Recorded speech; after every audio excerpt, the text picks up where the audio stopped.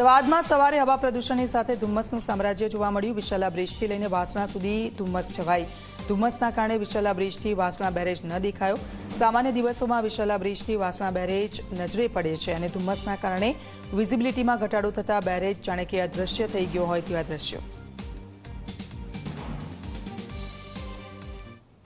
અમદાવાદમાં ઠંડીના ચમકારા સાથે ગાઢ ધુમ્મસ જોવા મળી છે। સાથે એર ક્વોલિટી ઇન્ડેક્સનો આંકડો પણ વધુ આવ્યો છે, એટલે કે અમદાવાદમાં ઠંડી સાથે હવા પ્રદૂષિત પણ બની છે, જે લોકોના સ્વાસ્થ્યને અસર કરે। ત્યારે વિશાલા ખાતેના એ દ્રશ્યો આપને બતાવી રહ્યું છું, વિશાલા બ્રિજ ઉપરથી, કે એ જગ્યા ઉપર સાબરમતી નદી અને એ સાબરમતી નદીમાં એ વાસણા બેરેજ જે ડેમ એ આવેલો છે, વાસણા બેરેજ કે જેના દરવાજા આ બ્રિજ ઉપરથી સામાન્ય દિવસોમાં એ દેખાતા હોય છે, પરંતુ હાલમાં જે પ્રકારે ઠંડી વચ્ચે એ ગાઢ ધુમ્મસનો માહોલ સર્જાયો છે, જેના કારણે એક પણ વાસણા બેરેજના દરવાજા જે છે એ દેખાઈ નથી રહ્યા।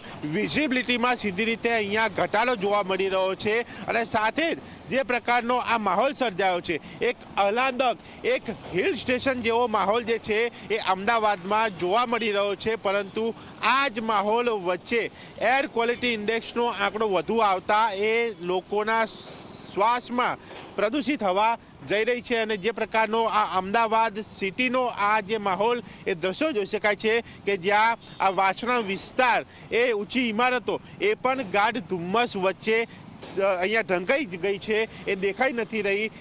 એ માહોલ જ બતાવે છે કે અમદાવાદમાં એ ધુમ્મસની ચાદર જે છે એ ફરી વળી છે, જેના કારણે એ વિઝિબિલિટીમાં ઘટાડો થયો છે। સાથે જ એક અલગ વાતાવરણ પણ ઊભું થયું છે, પરંતુ તેની સાથે વધેલો AQIનો આંકડો જે છે એ પણ લોકો સાથે તંત્ર માટે પણ ચિંતાનો વિષય અહીંયા બનતો દેખાયો છે। કેમેરામેન તુષાર શાહ સાથે દર્શન રાવલ, ઝી મીડિયા, અમદાવાદ।